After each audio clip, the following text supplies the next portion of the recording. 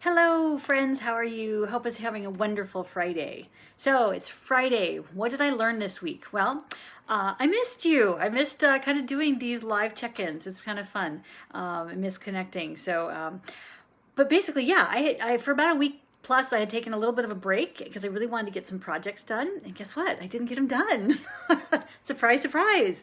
Has that ever happened to you? I have to admit, I didn't get anything. It's almost like when you make space, then other things seep in. It's almost like ooze.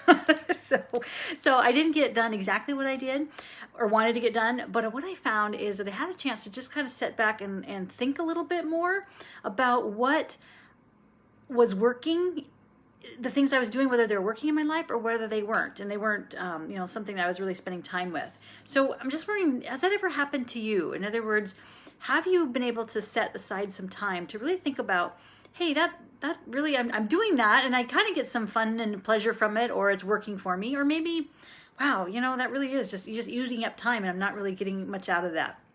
So hopefully you can take some time to kind of think through that, because it's important to kind of be the leader of our destiny of our life. And so we want to be able to choose what we want to do. So let me know if there's some kind of a tool that you use to stay more focused. So that would be interesting, because maybe I could learn something from you. So let me know below what that is. If there's something like a certain schedule that you like, if there's a certain thing that you found to be very, very helpful in you being able to manage your own time and to get things done. But it was a really good break, and it was nice to kind of be able to take some time to think through some things that I was really didn't have a chance to do that. So that was good. But there's a reason sometimes why we tend to fill space. And I just remember this, it was like not a play, but it was like a skit, I guess, at a summer camp. And it was talking about how sometimes we fill our lives with so many things so we can't hear.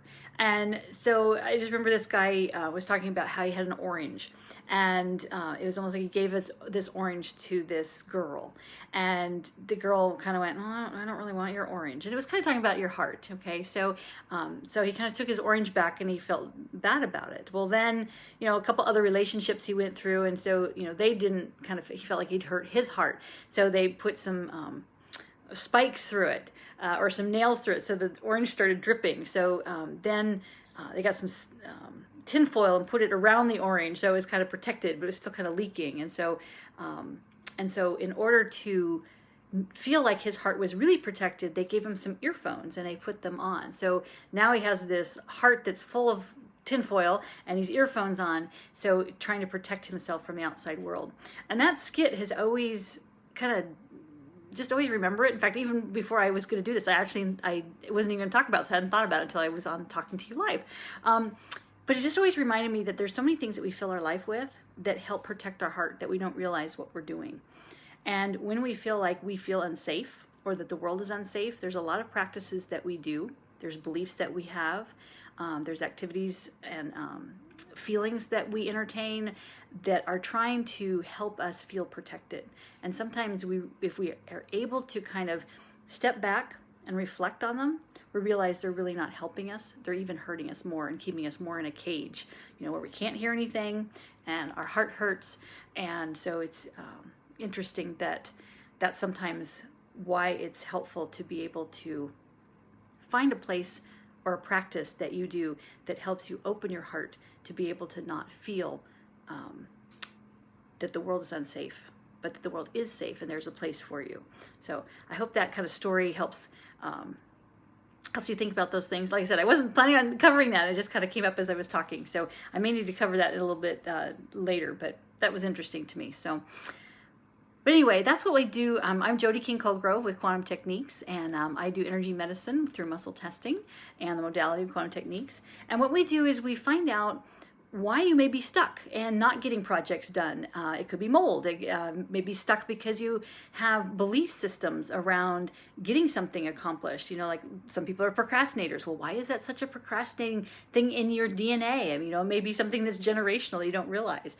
So there's a lot of things that we can find out. Why is that continuing to be an issue in your life, and how to get it out so that you can get your health and happiness back.